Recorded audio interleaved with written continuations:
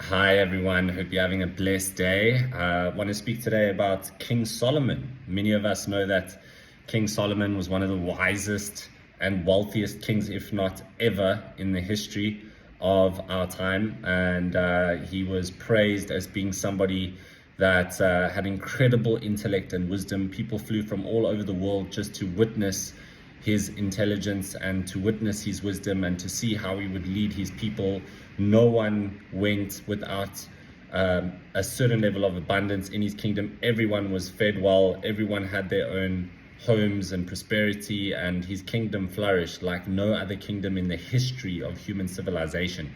God blessed him with incredible wisdom, but he fell from that at a point, and he went into a very deep depression. He actually ended up writing about this, and many people don't know, but in his last words, he came back to a deep understanding that if we lean on our own understanding, as it says in scripture, don't lean on your own understanding.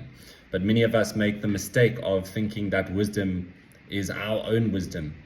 And King Solomon himself, if he, the wisest king in history, could fall into that trap, how easy could it be for the average human being today to fall into that trap of thinking that the wisdom that we have comes from us and it's our own wisdom? And that's the trap that you don't want to fall into. You know, you want to stay in that place of knowing that any wisdom that you have is wisdom that has been just given to you with grace by the Creator. Right? We have been created by the Creator. We are not the creator, right? And there's so many false teachings in this time. And I've been so deep down that loophole, and I'm going to be sharing many stories on my journey from, New Age to plant medicine to you name it. And my goal is to just help everyone here to decipher what truth is, because truth is truth. It's like a double-edged sword. You can test it from any angle, and it's going to give you the same answer, right? And that's really what my channel here is about. It's about really seeking truth, finding purpose. It's a journey that I've been on since I was a little boy, literally when I had a spiritual experience and I couldn't sleep when I was only probably around 12 or 13 years old. I couldn't fall asleep. I kept wondering, what is the nature of existence? What happens to us after we die? Where do we go? And that's where my spiritual journey started. And I've been on that ever since. 36 now, so literally over 23 years.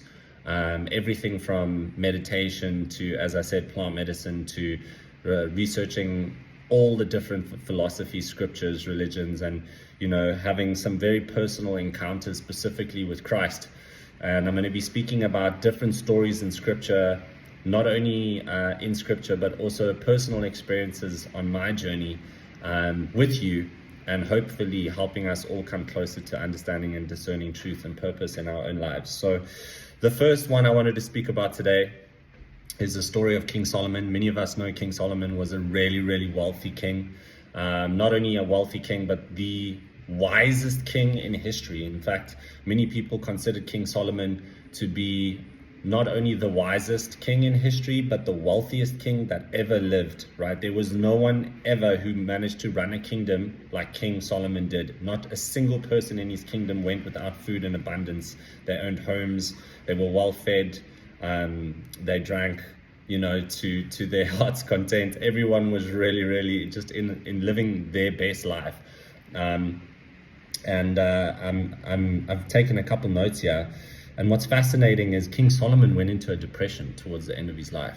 In fact, he wrote about it, and many don't know, but towards the end of his life, the good news is that his story didn't end in the depths of despondency.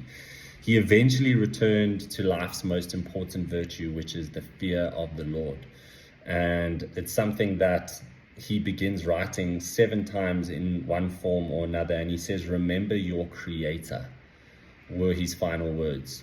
And he fell into the trap of thinking that wisdom was his wisdom, that the wisdom that he was so graciously bestowed by his Creator was his own wisdom. And in doing that, he fell. But towards the end of his own life, he realized that wisdom was bestowed graciously upon him by his Creator. And his last words ever were, All has been heard. The end of the matter is fear God and keep his commandments. For this is the whole of man. And in brackets here it says the full original purpose of his creation, the objects of God's providence, the roots of character, the foundation of all happiness, the adjustment to all inharmonious circumstances and conditions under the sun, and the whole duty for every man is that. And that's Ecclesiastes 12:13. So the prized virtue is none other than that of fearing God. So we're going to be speaking about this. I'm making a series of videos over the course of the next 6 weeks, going deeper into this. It's based off a beautiful book called The Awe of God by John Bevere. And yeah, guys, I hope you enjoy the series of videos and teachings that I'm going to be sharing that are coming through me. Please comment, please share, and let's go deeper down this rabbit hole together. Much love.